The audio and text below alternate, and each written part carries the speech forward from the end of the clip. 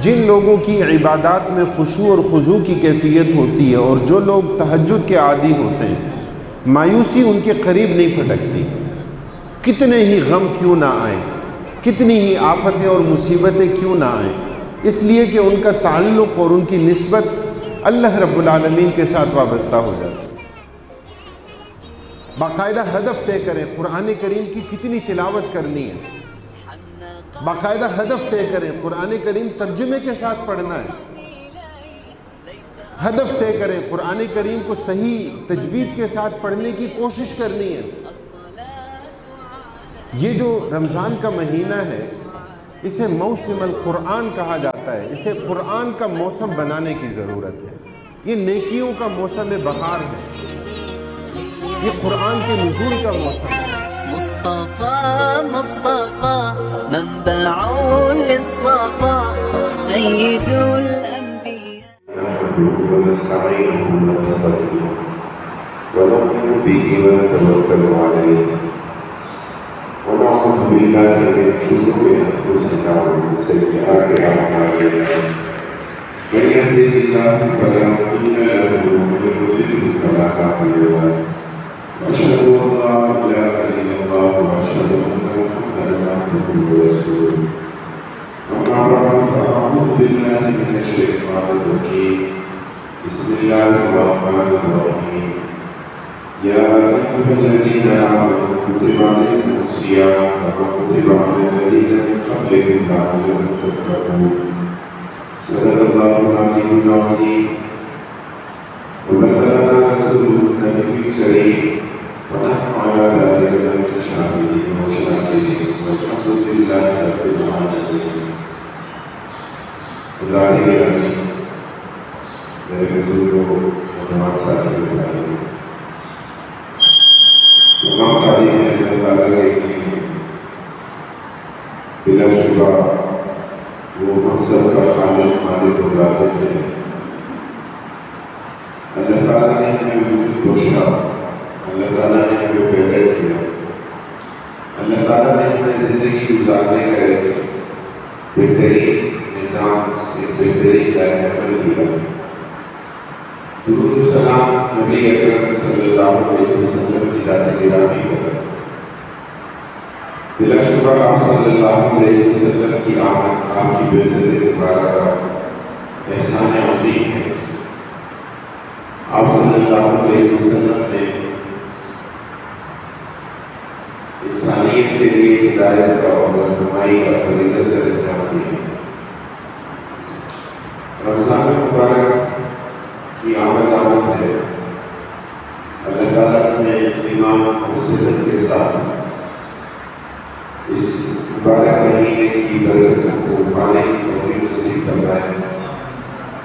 ہم میں سے کوئی نہیں جانتا کہ اگلا رمضان ہمیں نصیب ہوگا یا نہیں۔ ہم اگر چشم تصور میں سوچیں، ہمارے اپنے عزیز، ہمارے اپنے رشتے دار، ہمارے اقربا، ہمارے دوست، ساتھی، پڑوسی کتنے ایسے تھے کہ جو پچھلے رمضان میں ہمارے ساتھ شریک تھے، لیکن یہ رمضان دیکھنا ہمیں نصیب نہیں۔ میں اگر اپنی بات کروں، میرے والد گرامی پچھلے رمضان میں حیات تھے، اس رمضان میں وہ موجود نہیں ہے۔ اللہ رب العالمین کے پاس مغفرت فرما دے۔ اس لیے ہم میں سے کسی فرد کے پاس بھی ایسی کوئی ضمانت نہیں، ایسی کوئی گارنٹی نہیں کہ ہمیں کتنا عرصہ، کتنی زندگی میں مزید نصیب ہوگی یا نہیں۔ جب یہ احساس ہماری زندگی میں پیدا ہو جائے اور شعوری طور پر یہ احساس دل و دماغ میں راسخ ہو جائے تو ظاہر ہے کہ اس کے بعد انسان پھر اپنی زندگی کو دیکھ سکتا ہے، خود احتسابی کر سکتا ہے، اپنے اعمال کا جائزہ لے سکتا ہے، نیکیوں کے حوالے سے، عبادت کے حوالے سے، اللہ تعالیٰ کے ساتھ تعلق اور انابت کے حوالے سے، قرآن کریم کے حوالے سے، نبی اکرم صلی اللہ علیہ وسلم پر عمل کرنے کے حوالے سے ہم کس مقام پر کھڑے ہیں، صاحب البیت ادری بما فیہ، گھر والے کو پتہ ہے کہ گھر میں کیا ہے. کسی اور پر حکم لگانا تو یہ الگ بات ہے کہ ہم کسی اور پر فتویٰ لگائیں، ہم کسی اور پر حکم لگائیں. اہل علم فرماتے ہیں کہ انسان کا علم خود اس کی اپنی ذات پر حضوری ہوتا ہے. اس کا مطلب یہ ہے کہ اسے اس بات کی ضرورت نہیں ہوتی کہ کوئی اور اسے بتایا، کوئی دلیل اسے پیش کی جائے، کوئی قرینہ اسے بتایا جائے.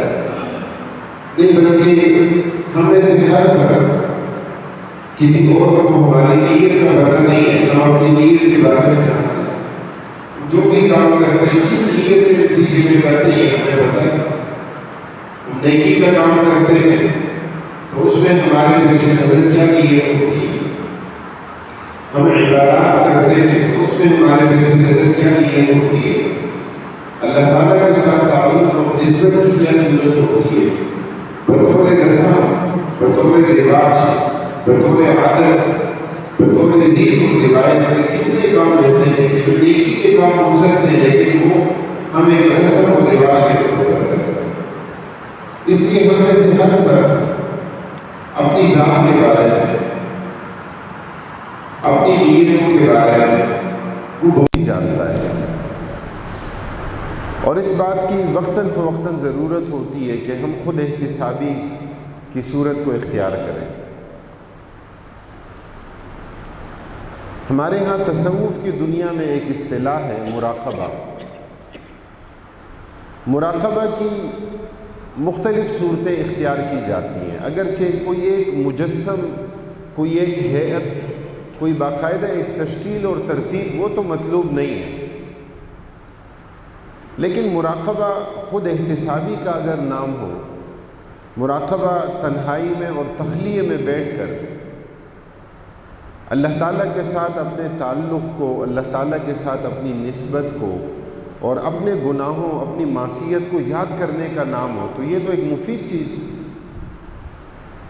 کہ آپ انفرادی، آپ تخلیے میں بیٹھیں، اللہ تعالیٰ کی نعمتوں کو یاد کریں. اللہ تعالیٰ کے مجھ پر کتنے انعامات ہیں.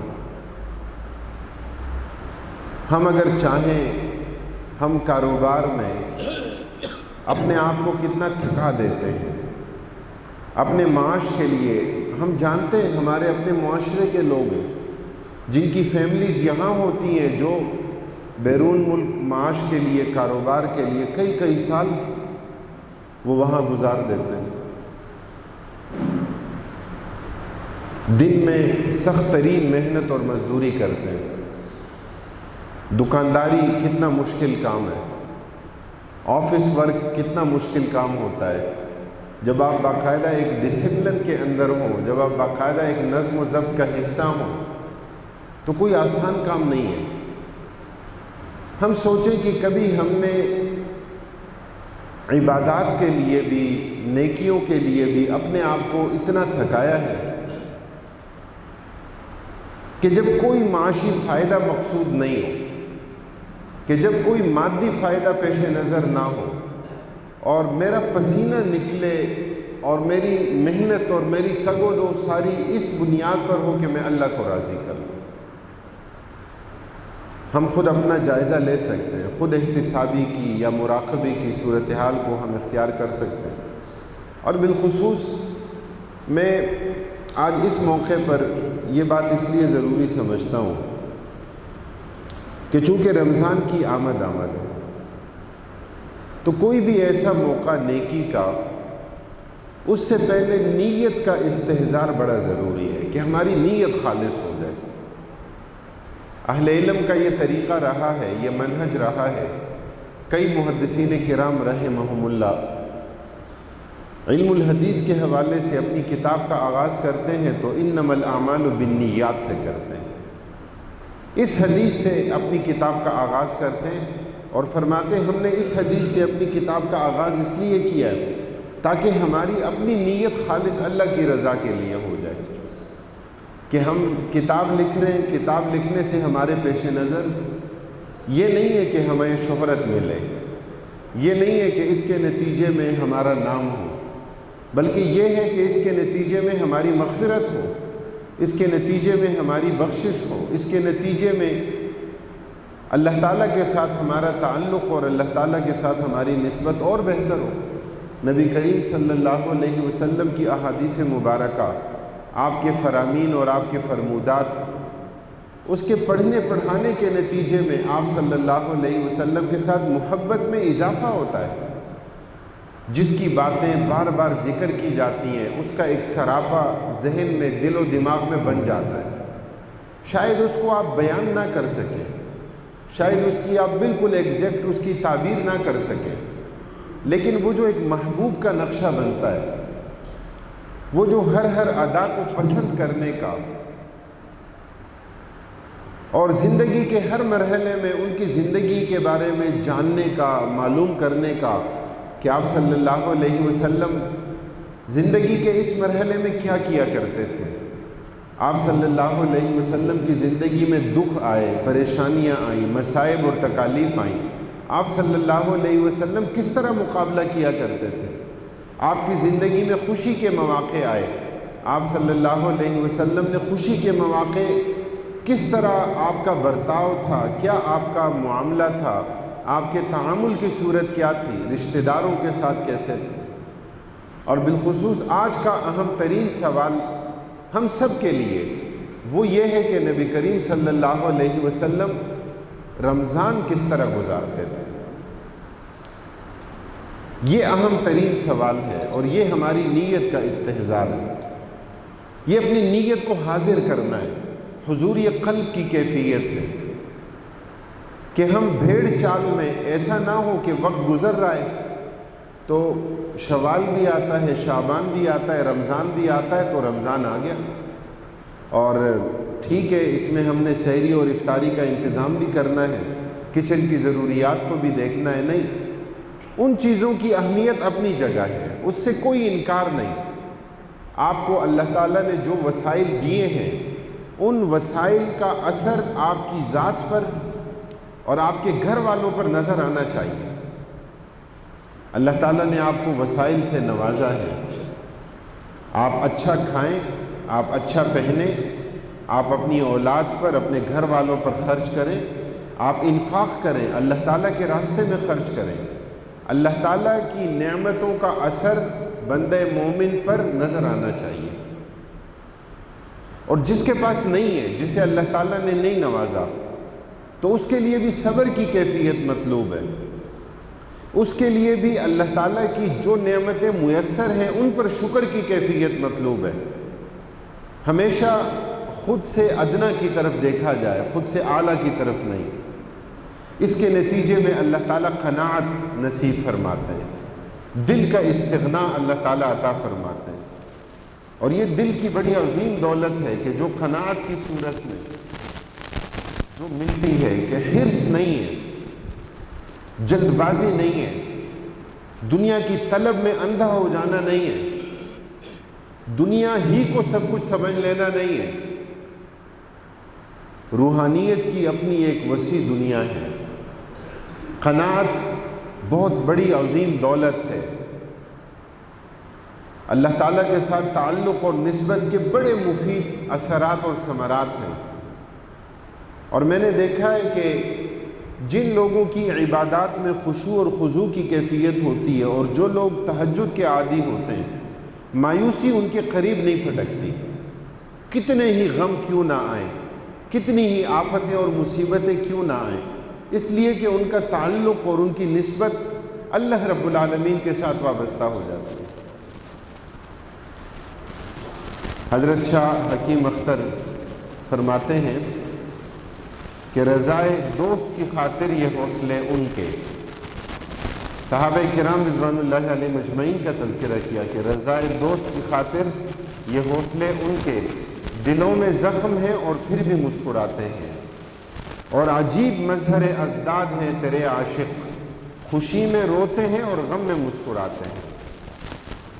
صحابہ کرام رضوان اللہ علیہ مجمعین میں سے کتنے صحابہ کا بیان تھا یہ کہ جب اللہ تعالیٰ کی نعمتیں میسر ہوتی تھیں تو اس بات پر، اس خوف اور خدشے کے تحت آنکھوں سے آنسو جاری ہو جاتے تھے کہ کہیں دنیا کی ساری نعمتیں ہمیں اس دنیا میں ہی تو نہیں مل گئی، ایسا تو نہیں ہے کہ آخرت میں کوئی اجر اور ثواب نہ ملے۔ اور جب آزمائش آتی ہے اور اس آزمائش میں کامیاب اور سرخرو ٹھہرتے ہیں تو اللہ تعالیٰ کا شکر ادا کرتے ہیں، اور یہ ہنسی خوشی اللہ تعالیٰ کی طرف سے آنے والی آزمائش کو گلے سے لگانا، یہ بڑی بنیادی کیفیت ہوتی ہے۔ صحابہ کرام رضوان اللہ علیہ مجمعین جب یہ فرماتے ہیں کہ فزت ورب الکعبہ، عین شہادت کے وقت فرماتے ہیں کہ رب کعبہ کی قسم میں کامیاب ہو گیا، یعنی دنیاوی اعتبار سے اور مادی اعتبار سے اگر دیکھا جائے تو کوئی یہ کہہ سکتا ہے کہ بظاہر تو دنیا کی زندگی کا خاتمہ ہے، شہداء زندہ ہیں، شہداء کے لیے ابدی حیات ہے، شہداء کے لیے رزق ہے، اللہ رب العالمین کی طرف سے انہیں رزق ملتا ہے۔ اللہ تعالیٰ فرماتے ہیں کہ بل احیاء، کہ بلکہ شہداء تو زندہ ہیں، ولکن لا تشعرون، تمہیں اس کا شعور نہیں، تمہیں اس کا نہیں پتہ۔ لیکن جو دنیاوی اعتبار سے معاملات ہیں، تعامل ہے، تو اس میں تو یہ ہوتا ہے کہ شہید کی اگر میراث ہے تو وہ تقسیم ہو جاتی ہے، شہید کے نکاح میں جو خاتون ہے وہ بیوہ قرار پاتی ہے، اور عدت گزارنے کے بعد اس کی دوسری جگہ شادی ہو سکتی ہے۔ شہید کے بچے جو ہیں وہ یتیم قرار پاتے ہیں، ایسا تو نہیں ہے کہ انہیں کوئی یتیم نہیں کہتا، یا اس کی جو بیوہ ہے اسے بیوہ نہیں کہا جاتا، یا اس کا میراث تقسیم نہیں ہوتا۔ تو دنیاوی حوالوں سے تو وہی حکم صادر ہوتا ہے کہ جو دنیا کی زندگی کے اختتام پر جو ایک حکم لگتا ہے تو وہی حکم شہداء کے لیے بھی لگتا ہے۔ اللہ رب العالمین اسی بنیاد پر یہ فرماتے ہیں کہ یہ کیسی حیات ہے، یہ کیسی زندگی ہے، تمہیں اس کا نہیں پتہ، ولیکن لا تشعرون، تم اس کے بارے میں نہیں جانتے، تمہیں شعور نہیں اس کا۔ اور وہ کیا ہے؟ عند ربہم یرزقون، کہ اللہ تعالیٰ کے ہاں انہیں رزق ملتا ہے۔ فرحین بما آتاہم اللہ من فضل، اللہ رب العالمین نے جو انہیں اللہ تعالیٰ کی طرف سے اعلیٰ و عرفہ مقام اور مرتبہ ملا ہے اس پر وہ خوش ہیں، شادہ اور فرحاں ہیں۔ تو میں عرض یہ کر رہا تھا کہ فزت ورب الکعبہ، اس وقت میں یہ کہنا کہ جب شہادت کو اپنی آنکھوں سے دیکھ رہے ہیں، یہ فرمایا کہ مجھے احد کے پہاڑ سے، یہ فرمانا کہ مجھے احد کے پہاڑ سے جنت کی خوشبو آ رہی ہے، تو ظاہر ہے یہ وہ شعوری کیفیت تھی، یہ وہ استحضار کی حالت اور کیفیت تھی۔ تو بڑی بنیادی بات ہے، اگر ہماری نیت خالص ہو جائے اور ہم شعوری طور پر عبادت کرنے والے بن جائیں، اور ہمیں اس کی قدر و قیمت کا احساس اور اندازہ ہو جائے، اور ہم اپنی نیکیوں کی حفاظت کرنے والے بن جائیں، اس سے بڑی اور کوئی نعمت اس دنیا میں نہیں ہو سکتی۔ چھوٹا سا عمل، کہتے ہیں رب عمل صغیر تکبرہ النیت، چھوٹا سا عمل ہوتا ہے لیکن اس کی نیت اس کو بہت بڑا بنا دیتی ہے۔ چند کھجوریں تھیں جو آپ صلی اللہ علیہ وسلم کی خدمت میں پیش کی گئی، یعنی بظاہر تو آپ اندازہ لگائیں کہ ایک طرف گھر کا سارا سامان لے کر آئے، گھر کا آدھا سامان لے کر آئے۔ حضرت عثمان بن عفان رضی اللہ تعالیٰ عنہ کی سخاوت کو آپ دیکھیں کہ ان کی سخاوت کا عالم کیا تھا کہ بار بار نبی کریم صلی اللہ علیہ وسلم کے طلب کرنے پر گھوڑے پیش کر رہے ہیں، اونٹ پیش کر رہے ہیں، اشرفیاں پیش کر رہے ہیں۔ تو بظاہر یعنی اس انفاق کا حجم تو بہت زیادہ ہے، اور ظاہر ہے اس کی فضیلت بھی بہت بڑی ہے، چونکہ یہ تو صحابہ کرام رضوان اللہ علیہ مجمعین کا تذکرہ ہے، اور جنہیں اللہ کے رسول صلی اللہ علیہ وسلم نے خود چمکتے ہوئے ستارے قرار دیا۔ لیکن میں نیت کی اہمیت کی بات جب کرتا ہوں تو میں یہ بات آپ کے سامنے رکھتا ہوں کہ وہ صحابی رسول کے جس کی کل متاع مزدوری کے نتیجے میں ملنے والی چند کھجوریں تھیں اور کچھ بھی میسر نہیں تھا، کل متاع یہی تھی، اور یہی وجہ تھی کہ بظاہر ایک چھوٹا عمل لیکن اس کی نیت اس کو کتنا بڑا بنا دیتی ہے۔ اور کبھی ایسا ہوتا ہے کہ بظاہر مادی حوالوں سے بہت بڑا عمل ہوتا ہے، فرمایا تصغرہ النیہ، اس کی نیت اس کو چھوٹا بنا دیتی ہے، بہت بڑا عمل ہوتا ہے لیکن اس میں اللہ کی رضا پیش نظر نہ ہو، اس میں اللہ تعالیٰ کی خوشنودی پیش نظر نہ ہو، اس میں نبی کریم صلی اللہ علیہ وسلم کی اتباع پیش نظر نہ ہو، تو ظاہر ہے کہ اس پر اجر اور ثواب مرتب نہیں ہوگا۔ ہمیں اس لیے بالکل شروع میں ہی آپ صلی اللہ علیہ وسلم کی یہ عادت مبارکہ تھی، آپ کی سنت تھی، آپ صلی اللہ علیہ وسلم نے شعبان کے آخر میں خطاب فرمایا، صحابہ کرام رضوان اللہ علیہ مجمعین کو متوجہ فرمایا۔ آپ نے فرمایا یا ایھا الناس قد اظلکم شہر عظیم شہر مبارک، اے لوگوں ایک بڑا عظیم مہینہ تم پر سایہ فگن ہونے والا ہے، بہت برکت والا مہینہ ہے۔ آپ صلی اللہ علیہ وسلم نے رمضان کے اس مہینے کو شہر الصبر قرار دیا، صبر کا مہینہ ہے۔ یہ ہمیں صبر کی تعلیم دیتا ہے، صبر کی اور ڈسپلن کی تعلیم کیسے ملتی ہے کہ آپ کے پاس آپ کا حلال مال، آپ کا مرغوب ترین مال، آپ کی پسندیدہ ترین کھانے کی چیز آپ کے پاس میسر ہو، لیکن چونکہ اللہ تعالیٰ نے اس وقت میں کھانے پینے سے منع کیا ہے، اس لیے اپنے اس مال میں تصرف اور اس کے کھانے پینے سے آپ اجتناب کر دیں کہ اس وقت میں میرے رب نے مجھے کھانے سے منع کیا۔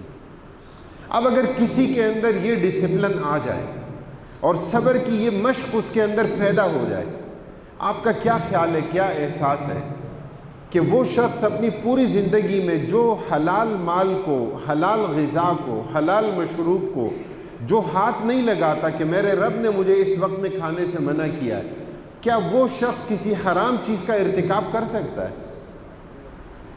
اگر واقعتاً شعوری طور پر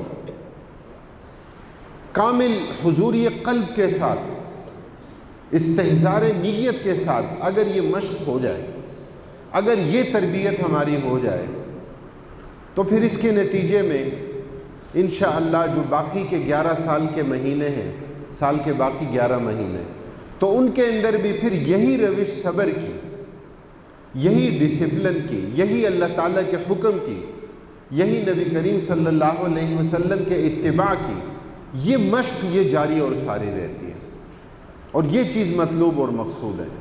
اگر نیت کا استحضار نہ ہو، نیت کیوں ہوتی ہے؟ میں اکثر یہ بات کہا کرتا ہوں، اہل علم فرماتے ہیں کہ نیت ہوتی ہے، نیت کا ایک تو تصور وہ ہے نا جو ہمارے ہاں موجود ہے کہ نماز جماعت کھڑی ہو رہی ہے یا انفرادی نماز پڑھ رہے ہیں تو اپنی مادری زبان میں ہم نے کوئی نیت کے الفاظ اور کلمات ادا کرنے ہیں، وہ ایک الگ معاملہ ہے۔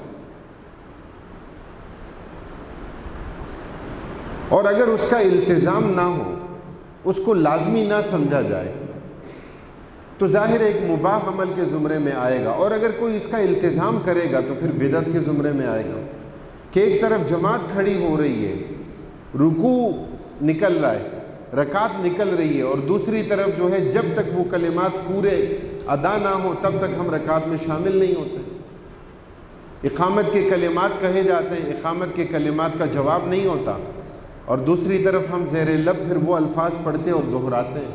کیوں؟ بچپن سے پڑھتے آ رہے ہیں، سیٹسفیکشن نہیں ہوتی، تب تک تسلی نہیں ہوتی جب تک وہ پورے کلمات جو ہیں وہ زبان سے ادا نہ ہو۔ یہ ایک الگ معاملہ ہے، لیکن میں یہ کہتا ہوں کہ نیت ہوتی ہے کیوں؟ اہل علم فرماتے ہیں لتمییز العادت عن العبادہ، عادت اور عبادت میں فرق کرنے کے لیے نیت ہوتی ہے۔ میں نماز پڑھ رہا ہوں، میں صرف ایک رسم اور رواج کے طور پر نماز نہیں پڑھ رہا، میں شعوری طور پر اس احساس کے ساتھ نماز پڑھ رہا ہوں کہ یہ میرے رب کا حکم ہے، میرے رب نے مجھ پر نماز پڑھنا لازم کر رکھا ہے، فرض ہے نماز، کسی صورت میں بھی نماز کی معافی نہیں ہے، کوئی عذر ہو، کوئی بیماری ہو،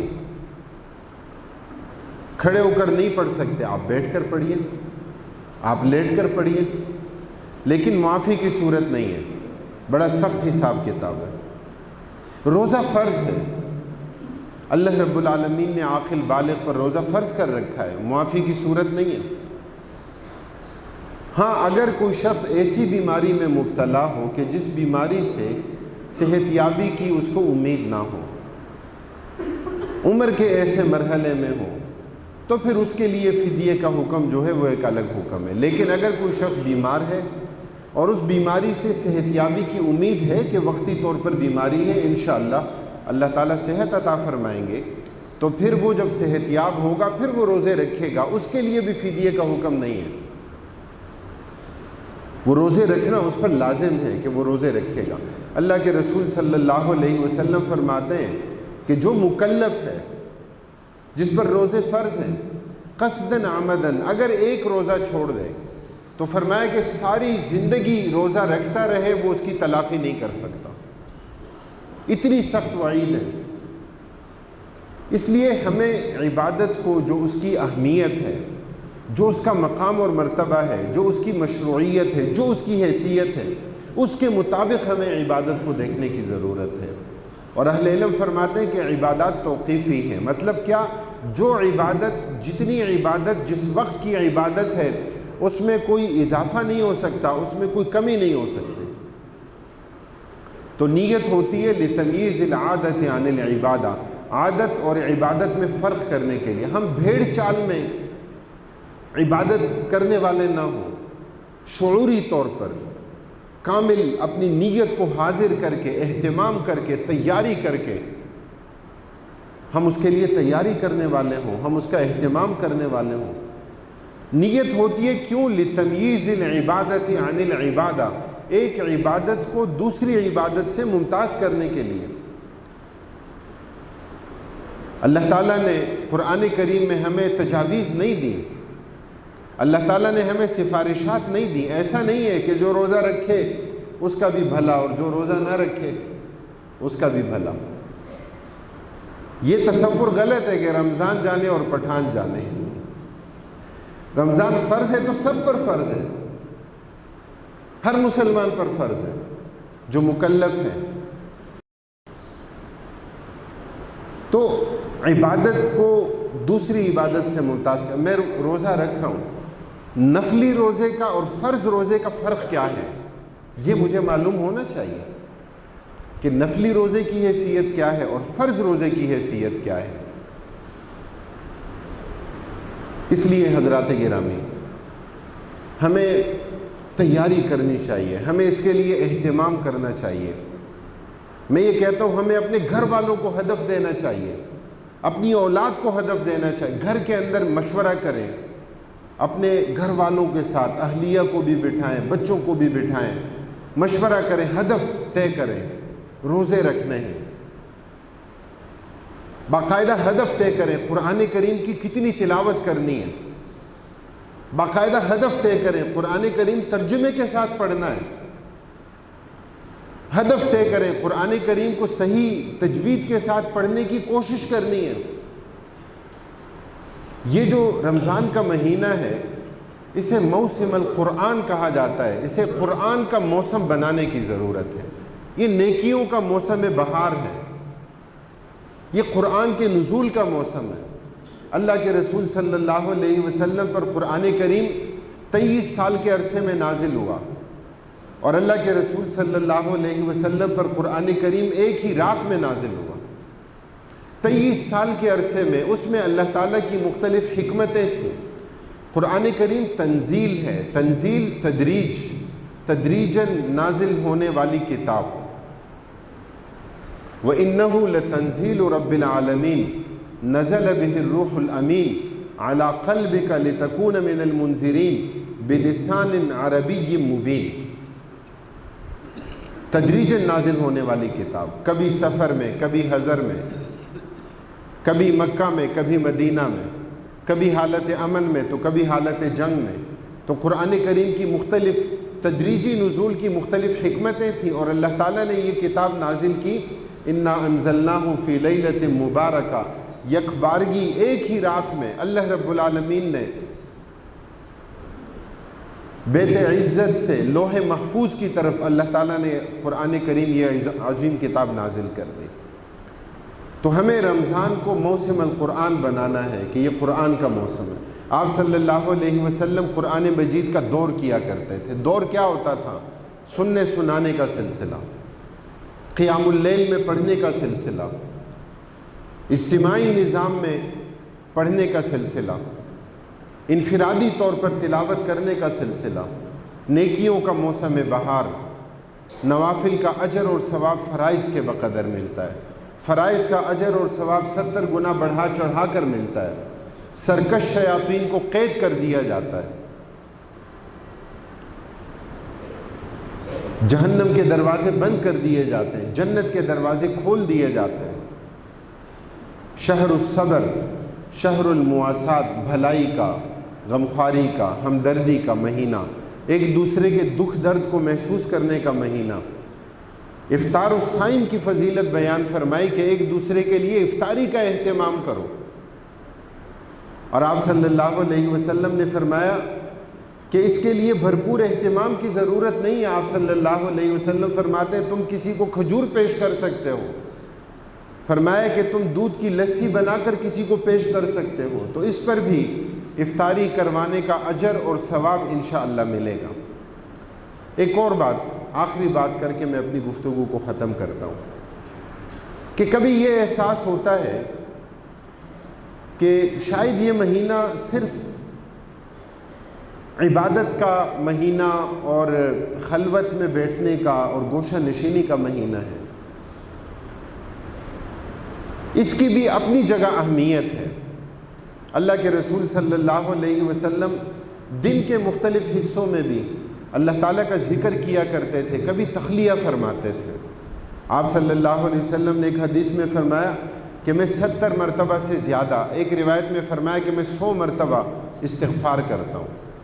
اللہ کے رسول صلی اللہ علیہ وسلم اگر استغفار فرماتے تھے، ہمارے لیے اس کی کتنی اہمیت اور اس کی کتنی ضرورت ہے آپ خود اندازہ لگائیے۔ اس لیے استغفار کو اپنا معمول بنائیں، درود شریف پڑھنے کو اپنا معمول بنائیں کہ نبی کریم صلی اللہ علیہ وسلم پر درود شریف پڑھا جائے، استغفار کیا جائے، اللہ تعالیٰ سے اپنے گناہوں کی معافی طلب کی جائے۔ اس کی بڑی اہمیت اور بڑی ضرورت ہے۔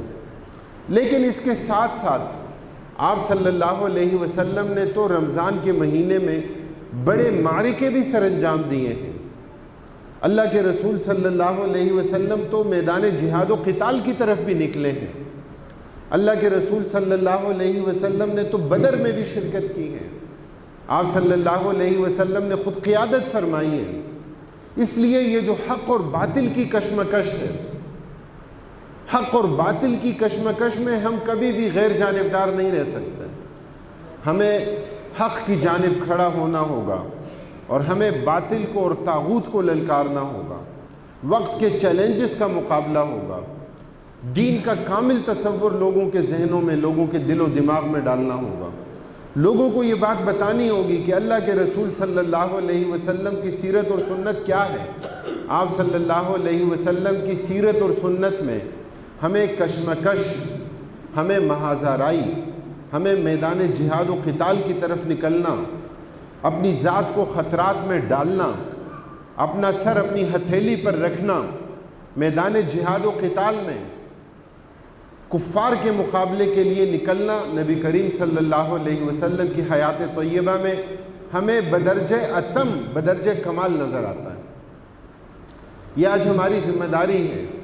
آج اگر دین اجتماعی شکل میں نہیں ہے، آج اگر دین ریاستی نظام میں نہیں ہے، آج اگر ہمارا عدالتی نظام دین کے مطابق نہیں ہے، ہمارا تعلیمی نظام دین کے مطابق نہیں ہے، آج اگر ہماری معیشت اور معاشرت اسلام سے برگشتہ اور اسلام کا مقابلہ کرنے والوں کے طرز اور منہج پر ہے، اس کے لیے کیا ہماری ذمہ داری نہیں ہوگی کہ ہم اس کے مقابلے کے لیے اٹھیں، ہم اس کے مقابلے کے لیے اپنے آپ کو تیار کریں، ہم اس کے لیے اس دور کے چیلنجز کا، اس دور کے حالات کو اپنے سامنے رکھیں اور مقابلہ کرنے کے لیے تیار ہیں۔ ہم آپ کو اسی کی دعوت دیتے ہیں۔ جب ہم کل بھی یہاں ایک تقریب تھی، سید ابوالعلا مودودی رحمہ اللہ کی بات جب ہم کرتے ہیں، تصور انقلاب کی بات کرتے ہیں، تو اس میں ہمارے پیش نظر یہی ہے، اور ہم آپ کو اسی کی دعوت دیتے ہیں کہ دین کا کامل تصور اختیار کریں، دین کا ناقص تصور نہیں، دین چھوٹے چھوٹے دائروں میں نہیں، دین غلبے کے لیے، بالادستی کے لیے، انفرادی زندگی میں بھی اور اجتماعی زندگی کے تمام دائروں میں۔ اللہ رب العالمین ہمیں دین کے اس کامل تصور کو اپنانے اور اس کے مطابق اپنی زندگی بنانے اور سنوارنے کی توفیق نصیب فرمائے۔ وآخر دعوانا ان الحمد للہ رب العالمین۔